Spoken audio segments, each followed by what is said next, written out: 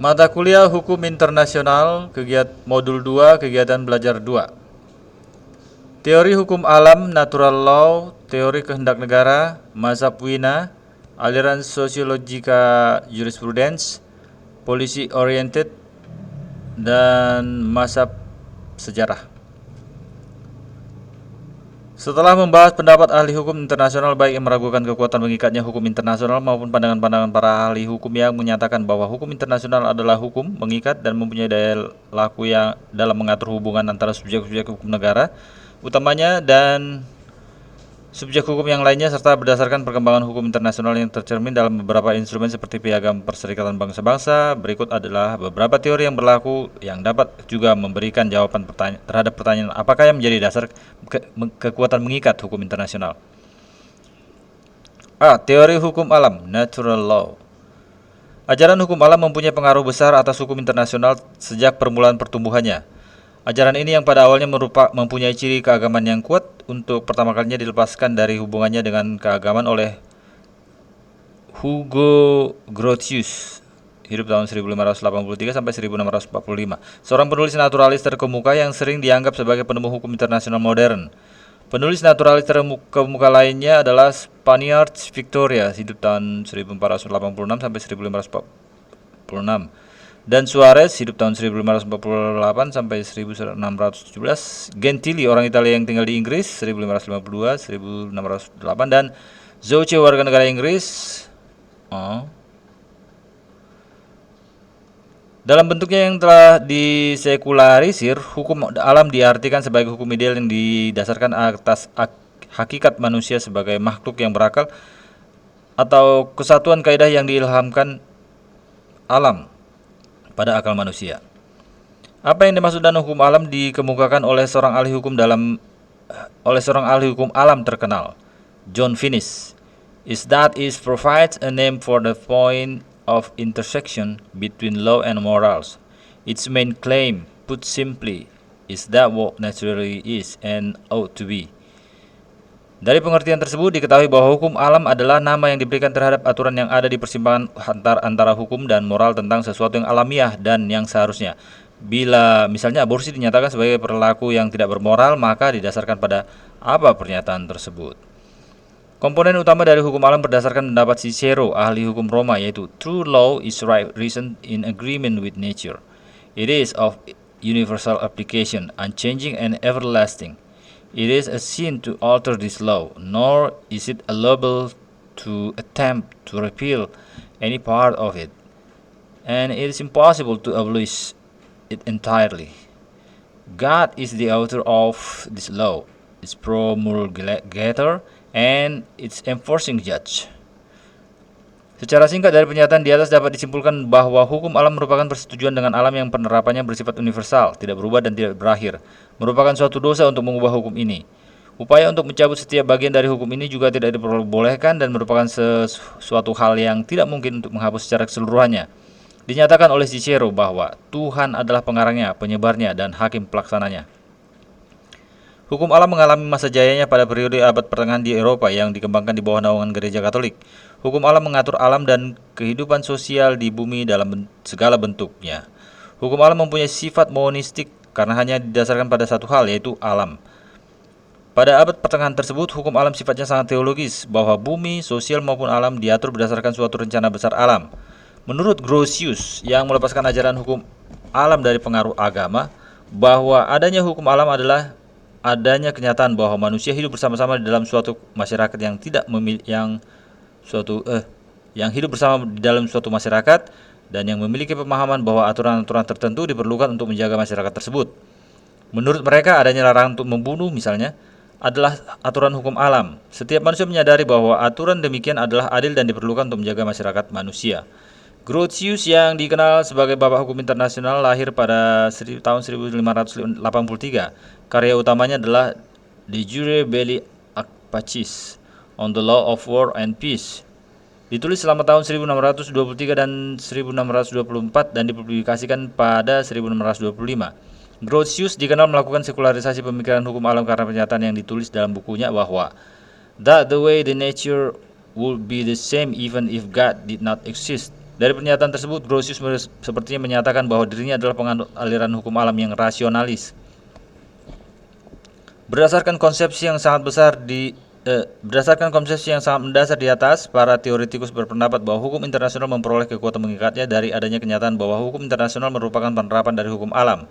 Negara terikat atau tunduk pada hukum internasional dalam hubungan antara mereka satu sama lain, karena hukum internasional itu merupakan bagian dari hukum yang lebih tinggi yaitu hukum alam. Hukum internasional itu merupakan bagian dari hukum yang lebih tinggi yaitu hukum. Oke. Menurut Vattel, the law of nations in its origin is nothing but the law of nature applied to nations. Artinya bahwa hukum internasional itu tidak lain adalah hukum alam yang diterapkan dalam hubungan antar bangsa. Penulis lainnya yaitu Hobbes dan Pufendorf menyatakan bahwa hukum bangsa-bangsa secara keseluruhan merupakan bagian dalam hukum alam dan bahwa hukum internasional merupakan cabang studi di bidang filsafat moral.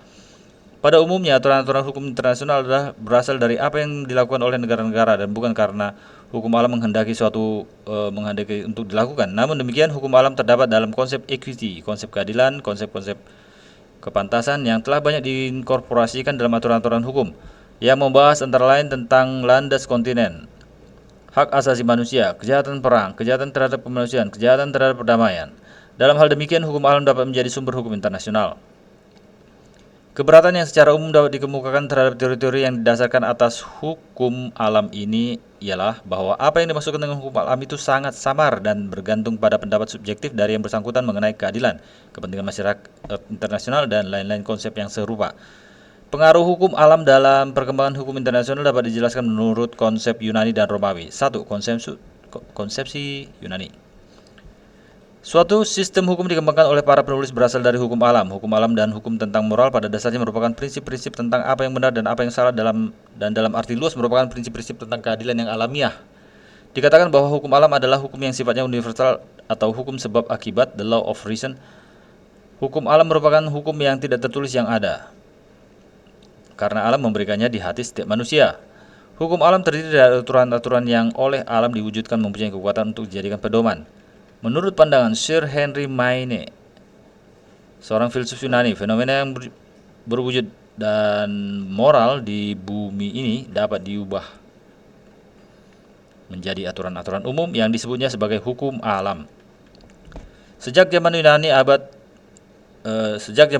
hingga abad 17, hukum alam memperoleh kekuatan berlakunya dari prinsip-prinsip yang berlaku secara universal tentang apa yang benar dan apa yang salah yang ada, kekal dan abadi, mengatur hubungan-hubungan antara negara yang disebut sebagai jus naturale. 2. Sumbangan Romawi. Romawi memberikan sumbangan yang besar terhadap perkembangan hukum internasional dengan bantuan hukum alam. Pengaruh hukum alam berkembang pesat dan diterima oleh gereja. Santo Thomas Aquinas berpendapat bahwa hukum alam merupakan bagian dari hukum Tuhan, law of God, yang diperoleh melalui akal manusia. Grotius dan para pendahulunya adalah ahli hukum yang penting karena sumbangannya terhadap perkembangan hukum internasional berdasarkan konsep hukum alam. Berdasarkan pengalamannya sebagai seorang diplomat dan sebagai pengacara yang berpraktek, Grotius terus berhubungan dengan kebiasaan-kebiasaan yang diikuti oleh negara-negara pada zamannya. Grotius juga sebagai seorang teoretikus dan dengan doktrin-doktrinnya. Satu doktrin utamanya adalah diterimanya hukum alam sebagai sumber hukum bagi hukum antar bangsa, di samping adanya kebiasaan-kebiasaan dan perjanjian-perjanjian. Semua penulis hukum alam sepakat, meskipun terdapat perbedaan di dalam banyak hal, bahwa prinsip-prinsip dasar dari semua hukum, baik hukum nasional maupun hukum internasional, tidak didapat dari kemauan dan keputusan manusia, tapi diperoleh berdasarkan prinsip-prinsip keadilan, principle of justice, yang mempunyai kekuatan mengikat secara universal dan kekal. Dikatakan bahwa hukum itu ditemukan dan bukanlah dibuat, was to be found, not made. B. Teori kehendak negara, positivist voluntaris. Mulai tahun 1700 banyak orang yang berargumentasi bahwa hukum itu adalah buatan manusia. Akibatnya hukum dan keadilan adalah dua hal yang berbeda. Hukum dapat bervariasi dari waktu ke waktu dari satu tempat dengan tempat lain menurut kehendak dari pembuatnya atau legislator. Dalam berlakunya hukum internasional, suatu teori baru yang dikenal dengan teori positivisme mempertimbangkan perilaku nyata dari negara-negara sebagai dasar dari hukum internasional itu sendiri.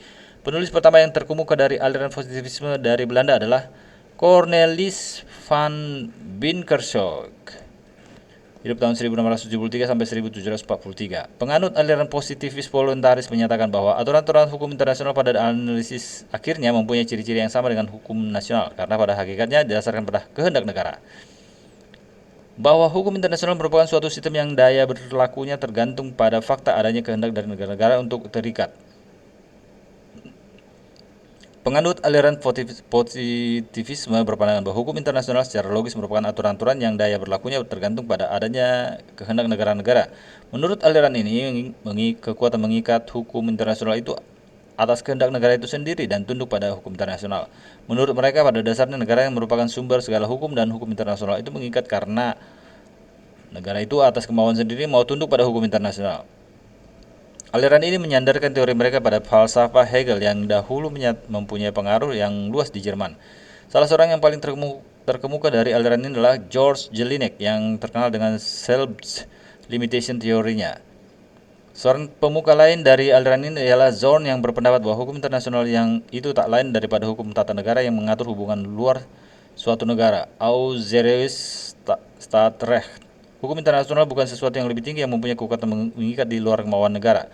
Dengan teori kehendak negara, state will ini, penganut aliran positivisme menghubungkan dengan kedaulatan dan kekuasaan yang penuh, complete sovereignty and authority. Karena penganut teori ini berpendapat bahwa negara-negara yang mengadakan hubungan adalah negara yang berdaulat, sehingga pada saat negara-negara tersebut menyepakati suatu perjanjian untuk mengatur hubungan mereka, maka perjanjian tersebut merupakan hukum internasional yang mempunyai kekuatan mengikat karena perbuatannya adalah atas kehendak dari negara-negara. Oppenheim, seperti juga penganut lain aliran ini, menyatakan bahwa aturan-aturan kebiasaan dalam hukum internasional juga timbul karena adanya kehendak eksplisit maupun implisit dari negara-negara. Hal ini mempengaruhi definisi yang dibuatnya tentang hukum internasional itu sendiri. Bahwa hukum sebagai sejumlah aturan untuk perilaku manusia dalam suatu komunitas yang didasarkan pada kehendak dari komunitas tersebut akan mempunyai kekuatan mengikat. Zorn, salah satu penganut aliran positivisme, menganggap bahwa hukum internasional adalah cabang dari hukum nasional, merupakan hukum publik yang mengatur masalah eksternal, dan atas dasar alasan tersebut hukum internasional mengikat terhadap negara-negara. Seorang ahli hukum Italia, Anzilotti, hidup tahun 1867 sampai 1950, dan dari tahun 1921 sampai 1930 menjadi hakim di Mahkamah Internasional Permanen.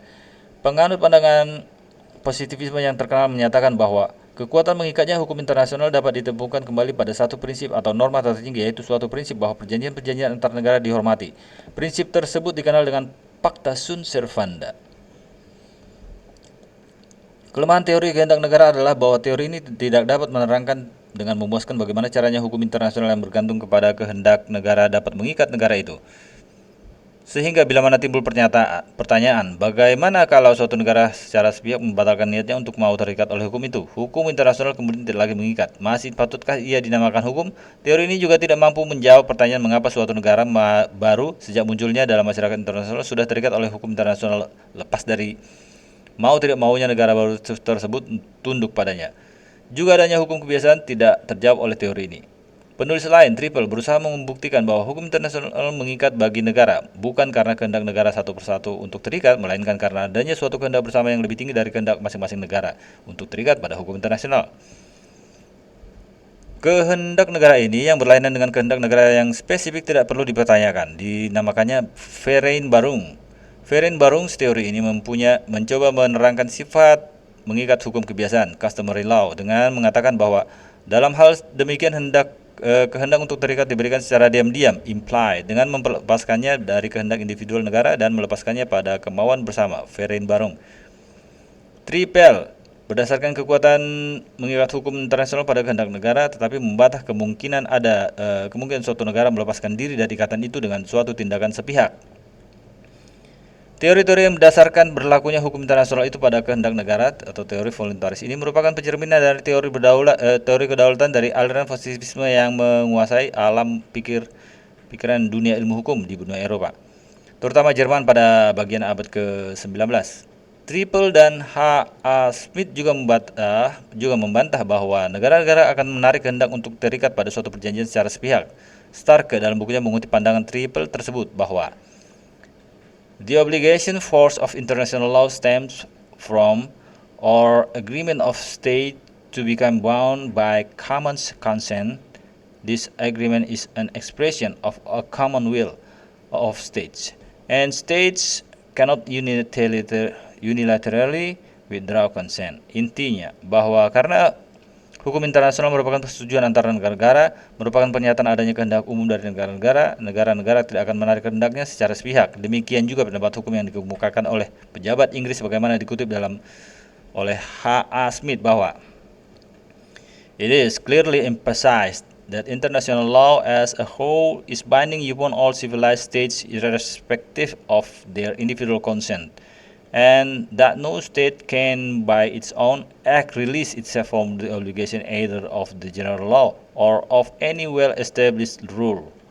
Dari pendapat di atas, H.A. Smith juga menegaskan bahwa hukum internasional secara keseluruhan mengikat negara-negara dan negara-negara tidak akan melepaskan diri dari kewajiban-kewajiban internasional mereka. Setelah berdirinya PBB, teori kehendak negara ini tercermin pada penerapan sanksi, yakni bila ada negara-negara anggota PBB yang berdasarkan kehendaknya sendiri menjadi anggota organisasi ini, melanggar kesepakatan mereka dengan melakukan tindakan yang dianggap mengancam perdamaian, melanggar perdamaian dan tindakan agresi, maka mereka akan dijatuhi sanksi sesuai kesepakatan yang diatur dalam piagam PBB. Contoh lain, Konvensi Jenewa tahun 1949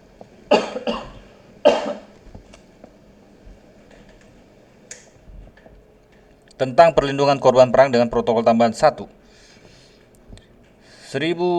tahun 1977 mengatur bahwa pelanggaran terhadap konvensi dan protokol dikategorikan sebagai pelanggaran berat. 1977 itu apa? Nomor. Mengatur bahwa pelanggaran terhadap konvensi dan protokol dikategorikan sebagai pelanggaran berat, grave breaches, dan tergolong sebagai kejahatan perang, war crimes. Berdasarkan pasal 85 ayat 5 protokol 1 1977 dan akan berlaku tanggung jawab individual criminal responsibility terhadap pelaku-pelakunya.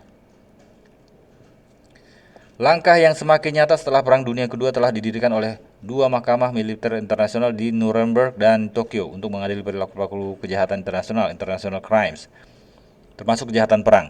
Berdasarkan contoh-contoh di atas dapat dibuktikan bahwa hukum internasional benar merupakan true law yang mengikat negara-negara pesertanya, yang memasukkan ke dalam pasal-pasalnya agar instrumen internasional tersebut mempunyai daya ikat lengkap terhadap negara pesertanya. C. Ajaran Mazhab Wiena. Suatu aliran terkenal dengan nama Mazhab Wiena berpendirian bahwa persetujuan negara untuk tunduk pada hukum internasional menghendaki adanya suatu hukum atau norma sebagai sesuatu yang telah ada terlebih dahulu dan berlaku lepas dari kehendak negara. Aliran objektivis bukan kehendak negara, melainkan suatu norma hukumlah yang merupakan dasar terakhir kekuatan mengikat hukum internasional. Menurut mazhab ini, kekuatan mengikat suatu kaidah hukum internasional didasarkan suatu kaidah yang lebih tinggi yang pada gilirannya didasarkan pada suatu kaidah yang lebih tinggi lagi, dan demikian seterusnya. Akhirnya sampailah kita pada puncak piramida kaidah hukum tempat terdapatnya kaidah dasar atau Grundnorm yang tidak dapat lagi dikembalikan pada suatu kaidah yang lebih tinggi, melainkan harus diterima adanya sebagai suatu hipotesa asal. Ursprungshypothese yang tidak dapat diterangkan secara hukum. Kelsen yang dianggap sebagai bapak mazhab Wiena ini mengemukakan asas pacta sunt servanda sebagai kaidah dasar Grundnorm hukum internasional. Kelsen dalam terjemahan bukunya Introduction to the Problems of Legal Theory mengatakan bahwa dia telah lebih dari 20 tahun mengembangkan suatu teori, yaitu pure theory of law, suatu teori hukum yang bersih dari semua ideologi politik dan elemen-elemen hukum alam. Pure theory menurut Kelsen tujuannya hanya mempertimbangkan materi atau subjek dan objeknya. Pure theory merupakan ilmu hukum dan bukan politik hukum. Menurut Kelsen, hukum merupakan fenomena sosial, artinya yang kelihatan dalam masyarakat, dan masyarakat yang menjadi objek yang diperlukan berbeda dengan alam karena pure theory of law mempertimbangkan subjek dan objek. Menurut Kelsen, perlu melakukan interpretasi terhadap data dalam masyarakat. Kelsen, pendiri mazhab Wiena adalah salah satu dari penganut aliran formal analitis. Aliran ini mengidentikan hukum dengan undang-undang. Satu-satunya sumber hukum adalah undang-undang. Di Jerman, aliran ini banyak dianut sarjana-sarjana seperti Paul Laban, Jelinek, Rudolf van Jhering, Hans Nawiaski, dan Hans Kelsen. Pemikiran yang menyatakan bahwa hukum adalah undang-undang disebut dengan positivisme yuridis. Positivisme yuridis berpendapat bahwa hukum ini berlaku karena mendapat bentuk positifnya dari suatu instansi yang berwenang. Hukum dipandang hanya dari segi formalnya, artinya bentuk yuridis hukum harus dipisahkan dari kaidah-kaidah materialnya. Isi material hukum tidak dipandang sebagai bahan ilmu pengetahuan hukum. Isi hukum tergantung pada suatu etis dan politis suatu negara. Oleh karenanya, dipelajari bukan oleh ilmu hukum, akan tapi oleh ilmu pengetahuan lainnya. Di samping positivisme yuridis ada positivisme sosiologis di mana hukum diteliti sebagai jendela sosial. Di aliran ini dipimpin oleh Auguste Comte di Amerika.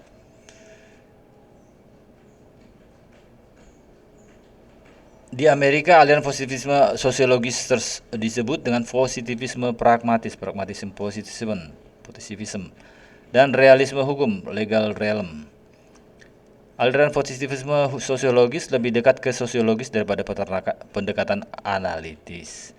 Positivisme yuridis sebagaimana dikemukakan oleh Austin bahwa hukum buatan manusia, human laws, yang dibedakan dengan hukum yang dibuat oleh Tuhan, law of God, dibagi dalam 3 kategori sebagaimana dikutip oleh Sri Setyaningsih Suwardi, yaitu: 1. Hukum yang dengan tepat disebut hukum yang sebenarnya sebagai hukum positif, laws properly so called positive law. 2. Hukum bukan dalam arti yang sebenarnya sebagai hukum, law improperly so called, misalnya hukum internasional. 3. Hukum yang dibuat oleh penguasa, laws properly so called, misalnya undang-undang. Menurut Austin, hukum yang dibuat oleh manusia sebagai hukum positif mengandung di dalamnya perintah, command, sanksi, sanction, kewajiban, duty, dan kedaulatan, sovereignty. Pemikiran Austin tidak dapat diterapkan dalam hukum internasional. Oleh karena itu, menurut Austin, hukum internasional bukan hukum dalam arti yang sebenarnya, law improperly so called. Aliran positivisme yang lebih elastis dikemukakan oleh Hart yang menguraikan ciri-ciri positivisme filsafat hukum dewasa ini sebagai berikut. Pengertian bahwa hukum adalah perintah dari manusia, commands of human beings. 2. Pengertian bahwa tidak perlu ada hubungan antara hukum dan moral atau hukum itu sebagaimana seadanya dan hukum yang seharusnya. A. Pengertian bahwa analisis studi mengenai arti konsepsi hukum adalah: A. Mempunyai arti penting. C. Harus dibedakan dari penyelidikan historis mengenai sebab akibat dan sumber-sumber hukum, sosiologis mengenai hubungan hukum dengan gejala sosial lainnya yang dan penyelidikan hukum secara kritis atau penilaian, baik yang berdasarkan moral, tujuan sosial, fungsi hukum, dan lainnya. 3. Pengertian bahwa sistem hukum adalah merupakan sistem yang logis, tetap, dan bersifat tertutup, dalam mana keputusan-keputusan hukum yang benar atau tepat biasanya dapat diperoleh dengan alat-alat logika dari peraturan-peraturan hukum yang telah ditentukan sebelumnya tanpa memperhatikan tujuan-tujuan sosial, politik, dan ukuran-ukuran moral. 4. Pengertian bahwa pertimbangan-pertimbangan moral tidak dapat dibuat atau dipertahankan sebagai pernyataan-kenyataan yang harus dibuktikan dengan argumentasi-argumentasi rasional, pembuktian, dan percobaan. Dari data di atas, maka aliran positivisme dapat dipergunakan oleh teori-teori yang menerangkan berbagai aspek dari hukum. Dengan singkat, dapat dikatakan bahwa aliran positivisme tidak ada hubungannya dengan nilai. Dan ide. Untuk aliran positivisme, nilai, ide, apakah itu politis atau etis atau sosiologis atau maupun historis, tidak termasuk hukum. Jadi ada pembedaan antara hukum yang ada, law as it is, dan hukum yang seharusnya, law as it ought to be. Aliran positivisme sangat mementingkan stabilitas dan ketertiban hukum. Bagi aliran positivisme bahwa hukum terstruktur dengan baik. Kelsen sebagai salah satu pemimpin aliran positivisme pendapatnya banyak berpengaruh dalam hukum internasional. Kelsen dengan teori murninya mengenai hukum telah meletakkan asumsi dasar hukum terdiri dari hierarki dari hubungan normatif. Kelsen seperti digambarkan di atas adalah pendiri mazhab Wiener.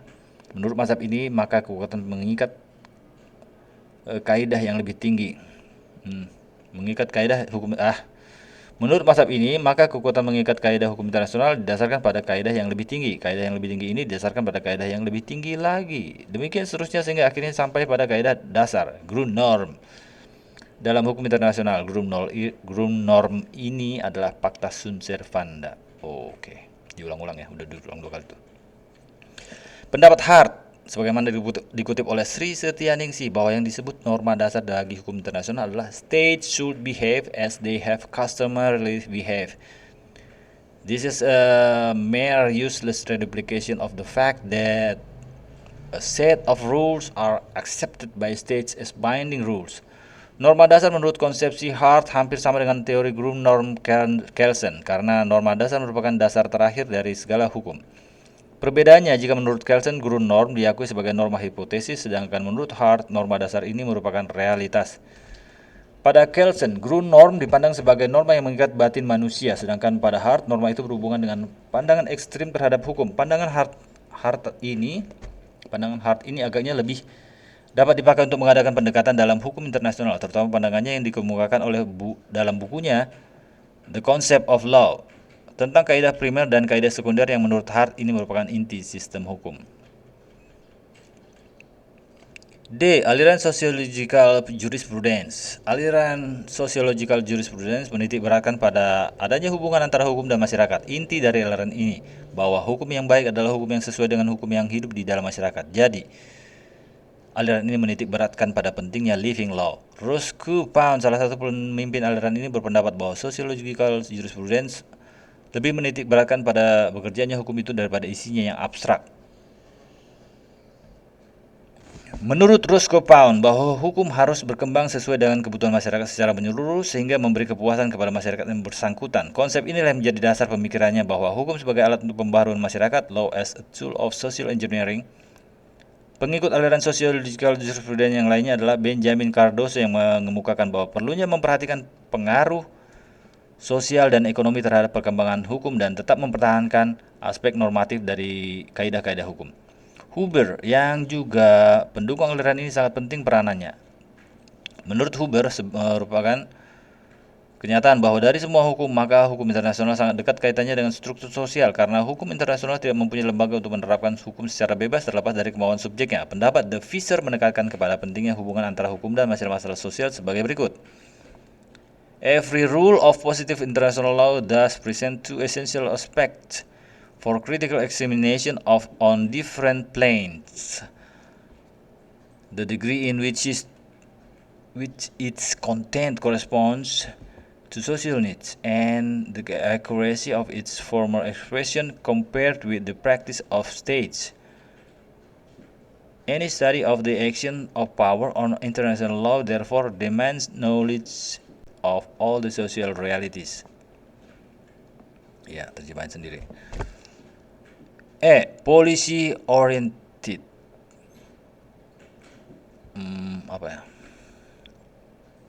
Mengarah ke kebijakan. Di Amerika, pendekatan hukum dengan memperhatikan perkembangan dalam masyarakat ini menimbulkan gerakan atau movement yang disebut dengan American Legal Realism. Para pemikir pada gerakan ini tidak memberikan perhatian pada masalah-masalah secara teoritis mengenai hukum dan tidak memperhatikan aspek normatif hukum. Bagi mereka yang penting adalah hukum yang diperlukan secara aktual. Jadi, mereka seperti halnya aliran Sociological Jurisprudence yang menitik beratkan pada hukum yang hidup dalam masyarakat. Pendekatan terhadap hukum internasional melalui cara demikian menimbulkan suatu gerakan yang dikenal dengan policy oriented yang dipelopori oleh McDouglas. Yang penting dalam pendekatan policy oriented ini bahwa hukum adalah sebagai sarana untuk menggerakkan masyarakat ke arah tujuan yang telah ditentukan.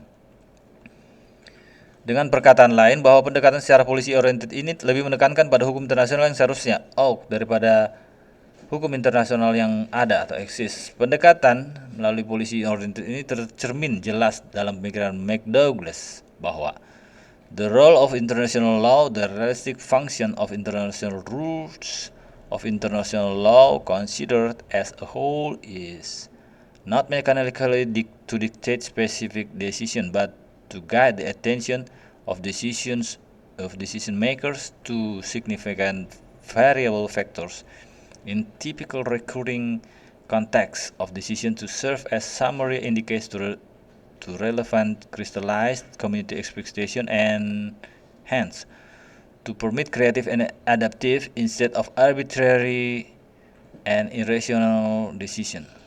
Hal yang menonjolnya adalah pendekatan policy oriented.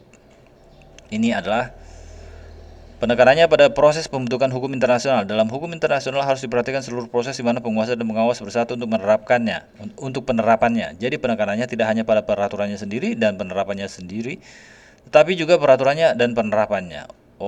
Demikian juga bukan pada penguasa atau otoritas sendiri atau pada pengawasan atau kontrol sendiri, tetapi pada penguasa dan pengawasan. Pendapat ini mengemukakan sebagai berikut: that international law be regarded not as mere rules but as a whole process of authoritative decision in the world arena, a process in which authority and control are appropriately conjoined and which include, along with an inherited body of flexible prescription explicitly related to community policies, both a structure of established decisions makers and a whole arsenal of methods and techniques by which policy is projected and implemented. Pendekatan policy oriented Ini pada hakikatnya membahas terlalu jauh dan berakhir dengan menyamakan hukum internasional dengan keseluruhan proses sosial dan politik dunia. Oh. F. Mazhab sejarah. Lahirnya mazhab ini sebagai reaksi terhadap aliran yang timbul sebelumnya, misalnya aliran hukum alam, hukum positif. Juga merupakan reaksi terhadap pemikiran yang dikemukakan oleh Thibaut, seorang ahli hukum perdata yang ingin mengadakan kodifikasi bagi hukum perdata Jerman yang didasarkan pada Code Napoleon Prancis. Gagasan Thibaut ini dikemukakan olehnya dalam pamflet yang berbunyi Über die Notwendigkeit eines allgemeinen Burgenlichen. Maaf kalau salah. Maksud Thibaut untuk mengadakan kodifikasi ini adalah antara lain demi adanya kepastian hukum. Ribet amat ngomongnya. Selain itu, mazhab sejarah mendapat pengaruh dari Montesquieu tentang pikirannya bahwa ada hubungan antara jiwa suatu bangsa dan hukumnya. Pendapat Montesquieu ini diungkapkan dalam bukunya L'Esprit de Lois. Pelopor mazhab sejarah adalah von Savigny. Sangat tidak setuju dengan pendapat Thibaut tentang kodifikasi ini karena dengan adanya kodifikasi ini berarti bahwa tidak ada hukum di luar undang-undang. Menurut von Savigny, hukum itu tidak dibuat tapi tumbuh dan berkembang dalam masyarakat. Von Savigny menegaskan pendapatnya dan wird nicht gemacht, ist unwird mit dem Volk. Gagasan von Savigny ini didasarkan pada bahwa di dunia ini terdapat banyak bangsa dan setiap bangsa tadi masing-masing memiliki suatu Volksgeist, jiwa rakyat. Volksgeist ini berbeda menurut tempat dan zaman dan realisasinya dapat dilihat dalam kenyataan dan yang berupa adat istiadat, bahasa dan sistem organisasi dalam masyarakat tersebut. Volksgeist ini merupakan filsafat hidup suatu bangsa atau pola kebudayaan atau kepribadian yang tumbuh akibat pengalaman dan tradisi di masa lampau. Bagi von Savigny, maka hukum itu merupakan hasil perkembangan historis masyarakat setempat. Masyarakat tempat hukum itu berlaku. Jadi, isi hukum ditentukan oleh perkembangan adat istiadat rakyat di sepanjang sejarah. Isi hukum ditentukan oleh sejarah masyarakat manusia tempat hukum itu berlaku. Masyarakat tidak statis dan terus berkembang. Karena perkembangan masyarakat yang sangat kompleks, akibatnya kesadaran hukum masyarakat tidak dapat menjelma menjadi secara langsung, tetapi diwakili oleh sarjana hukum untuk dapat merumuskan prinsip-prinsip hukum secara tertulis. Bagi mazhab sejarah ini, para ahli hukum merupakan alat bagi kesadaran hukum masyarakat yang diedukasi untuk memberi bentuk kepada bahan-bahan hukum yang mentah. Dengan demikian, peranan ahli hukum lebih dipentingkan daripada pembuat undang-undang. Pikiran von Savigny diteruskan oleh muridnya G. Puchta. Walaupun kedua-duanya menekankan ajarannya pada jiwa bangsa, spirit of people, namun dalam pembentukan hukum mereka mengambil inspirasi dari hukum Romawi dan dalam pemikirannya menyesuaikan hukum Romawi dengan kondisi modern.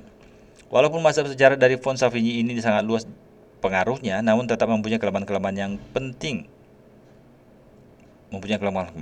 Yang penting adalah tidak diberinya tempat bagi ketentuan-ketentuan yang sifatnya tertulis perundang-undangan. Jadi hal ini kita hubungkan dengan masyarakat modern, maka demi adanya kepastian hukum diperlukan hukum tertulis. Kelemahan yang lain adalah pokok pikirannya tentang kesadaran hukum dan jiwa rakyat merupakan pengertian yang abstrak. Demikian pula bahwa menurut pendapatnya bahwa hukum yang baik adalah hukum Romawi. Hal ini jelas tidak sesuai dengan pikirannya bahwa hukum yang baik adalah hukum yang bersumber pada jiwa rakyat. Rangkuman. Berlakunya hukum internasional mengikat negara-negara yang dapat dijelaskan melalui beberapa teori. Menurut pandangan tokoh teori hukum alam, Hugo Grotius dikenal sebagai bapak hukum internasional. Hukum alam diartikan sebagai hukum yang ideal yang didasarkan atas hakikat manusia sebagai makhluk yang berakal dan atau kesatuan kaidah yang diilhamkan pada akal manusia. Diilhamkan alam pada akal manusia. John Finnis pada intinya menyatakan bahwa hukum alam ada di antara hukum dan moral. Seperti Cicero menyatakan bahwa hukum alam merupakan persetujuan dalam alam yang penerapannya bersifat universal, tidak berubah dan tidak berakhir. Semua penulis hukum alam sepakat meski terdapat perbedaan di dalam banyak hal bahwa prinsip-prinsip dasar dari semua hukum, baik hukum nasional maupun hukum internasional, tidak karena kemauan dan keputusan manusia, tapi diperoleh berdasarkan prinsip-prinsip keadilan yang mempunyai kekuatan mengikat secara universal dan kekal. Bahwa hukum itu ditemukan dan bukanlah dibuat. Berlainan dengan pendapat penganut teori kehendak negara. Menurut penganut teori ini, hukum internasional mengikat negara atas kehendak negara itu sendiri untuk tunduk pada hukum internasional. Stark berpandangan bahwa hukum internasional secara logis merupakan aturan-aturan yang daya berlakunya tergantung pada kehendak negara-negara. Oppenheim sebagai pengatur teori kehendak negara menyatakan bahwa kebiasaan dalam hukum internasional juga timbul karena kehendak yang eksplisit maupun implisit dari negara-negara. Pendapat Triple penting dikemukakan karena menurut Triple, kehendak negara untuk terikat pada hukum internasional bukan karena kehendak negara satu persatu, namun karena adanya kehendak bersama yang lebih tinggi dari kehendak masing-masing negara. Dengan berdirinya Organisasi Internasional Perserikatan Bangsa-Bangsa, penerapan teori kehendak negara diwujudkan dengan penetapan sanksi bila negara-negara anggota PBB melanggar kesepakatan karena dengan melakukan tindakan-tindakan yang dianggap mengancam perdamaian, melanggar perdamaian dan agresi. Pendirian ajaran mazhab Wina mengenai mengikatnya hukum internasional karena adanya norma hukum yang telah ada terlebih dahulu dan berlaku lepas dari kehendak negara. Kelsen, tokoh mazhab Wina yang dikenal dengan teori Grundnorm, mengemukakan azas pacta sunt servanda sebagai kaidah dasar. Aliran ini menyatakan bahwa hukum adalah undang-undang tersebut dengan positivisme hukum yuridis. Menurut Austin, positivisme yuridis artinya hukum buatan manusia yang dibedakan dengan hukum yang dibuat Tuhan. Hukum yang dibuat oleh manusia sebagai hukum positif mengandung perintah, command, sanction, kewajiban atau duty dan kedaulatan, sovereignty. Hart adalah tokoh positivisme selain Kelsen. Pandangan aliran sociological jurisprudence menitik beratkan pada adanya hubungan antara hukum dan masyarakat. Roscoe Pound, tokoh aliran ini menyatakan bahwa hukum harus berkembang sesuai dengan kebutuhan masyarakat. Pengikut aliran sociological jurisprudence lainnya, Benjamin Cardozo menekankan pentingnya pengaruh sosial dan ekonomi terhadap perkembangan hukum dan tetap mempertahankan aspek normatif dari kaidah-kaidah hukum. Huber berpendapat bahwa hukum internasional sangat terkait dengan struktur sosial. Demikian juga De Visser yang menekankan pentingnya hubungan antara hukum dan masalah-masalah sosial. Pendapat penganut aliran polisi oriented menekankan pada proses pembentukan hukum internasional. Jadi keseluruhan proses dari pengaturan dan penerapan juga dari penguasa dan pengawasan harus diperhatikan. Pendekatan polisi oriented menyamakan hukum internasional dengan keseluruhan proses sosial dan politik dunia. Pendekatan yang dilakukan oleh tokoh mazhab sejarah von Savigny bahwa hukum itu tidak dibuat, tetapi tumbuh dan berkembang dalam masyarakat. Menurut von Savigny, hukum merupakan hasil perkembangan historis masyarakat tempat hukum itu berlaku. Mazhab sejarah mendapat pengaruh dari Montesquieu bahwa ada hubungan antara jiwa suatu bangsa dan hukumnya. Selesai.